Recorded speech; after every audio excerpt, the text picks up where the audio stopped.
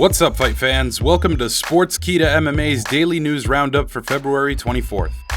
Jon Jones' life has now hit a somber rock bottom. The former UFC light heavyweight champion recently tweeted a drastic personal confession. In the now deleted tweet, Jones had this to say: "My fiancé left me about 2 months ago. Today she finalized that she won't be coming back. If you're a Jon Jones hater, have a toast. I feel like shit." To pile on the misery, Jones last year was detained by Las Vegas police on suspicion of domestic violence after security at Caesar's Palace noticed his fiancée with a bloody lip. A rather shocking police body cam video of Jones has recently surfaced months after the incident, showing Jones's belligerent behavior. He referred to one of the officers as Officer Nerd, which honestly was hilarious, and then to top it off, he violently Donkey Kong smashed his head on the hood of a police SUV.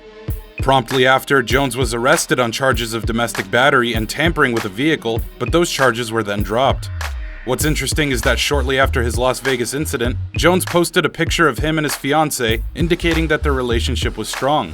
As always, the truth is somewhere in the middle, but this body cam footage gives us a grim insight into the drama. Now we are left with the awkward question as to what happens to Jon Jones now.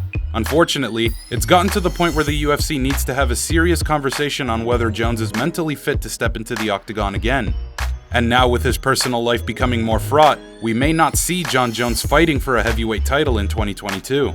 Do you think Jon Jones will be able to recover from his life mistakes and achieve greatness in the UFC once again? Sean O'Malley recently revealed that he has not been able to train correctly due to a knee injury.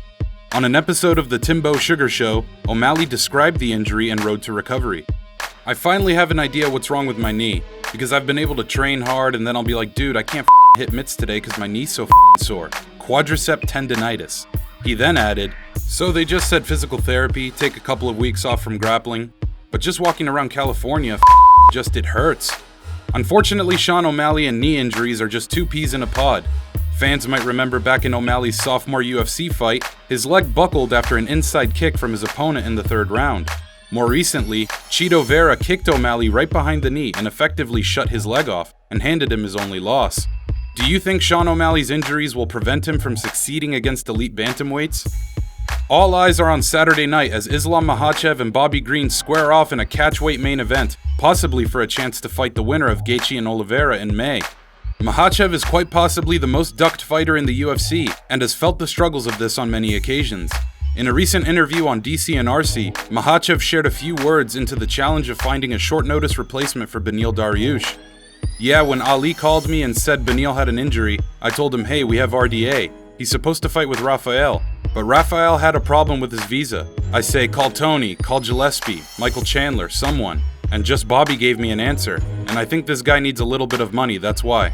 Islam Makhachev was once a high-risk, low-reward opponent when he stood on the wrong side of the lightweight top 15, but now he's managed to bridge the gap, and has become a target with not a single fighter aiming down the sights. It's clear the lightweight division does not want to deal with another Dagestani destroyer, but one thing's for sure, Bobby Green is. And now the plot thickens for this main event as recently Green claimed to fall asleep while watching Makhachev fights, while acknowledging his championship caliber win streak.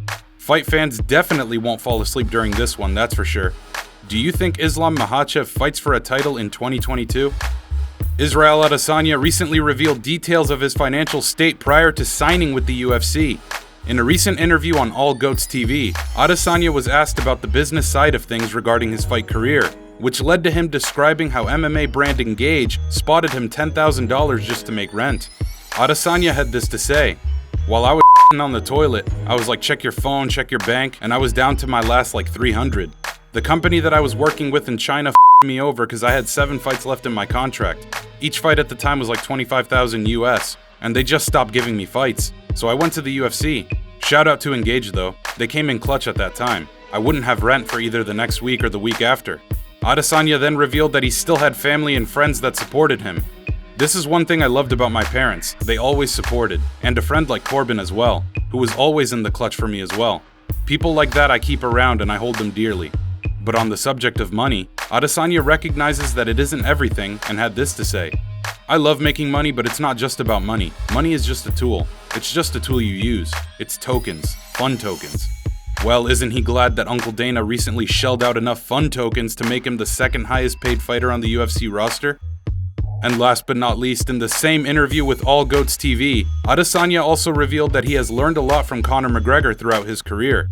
While Adesanya acknowledged the significance of Conor McGregor's presence in the UFC, he also nodded toward the fact that he's gained wisdom from the pitfalls as well, and said this: "Like I said at the media day for this fight, where I said he changed the game, whether you like it or not. And I've learned a lot directly and indirectly. Even before, like we knew each other, we became, I guess colleagues. Just the way he handled not just the fame, but the money side of it, even his pitfalls. I've learned from them, and I know he has too. But I've learned from them, watching that. There's a reason you ain't seen me on TMZ yet. I'm smart with the way I operate. I'm smart with people I have around me. Like I said, I'm not perfect, I make mistakes, but I don't want them held against me on the court of public opinion." It's no secret that Adesanya took McGregor's showmanship and added his own personality to the equation in his own unique way. From the way he enters the octagon to live taping his reactions to UFC events on YouTube, the middleweight champ understands the marketing behind the god-level MMA skill set. That about does it for Sportskeeda MMA's daily recap of the most exciting news from the MMA world. Here is one final question for you fight fans. Would Israel Adesanya be as successful as he is today if Conor McGregor never existed? Could skills alone take you to the top? Leave your thoughts in the comments. Don't forget to follow Sportskeeda MMA on all our social media platforms. I'm Alex, and as always, thanks for tuning in.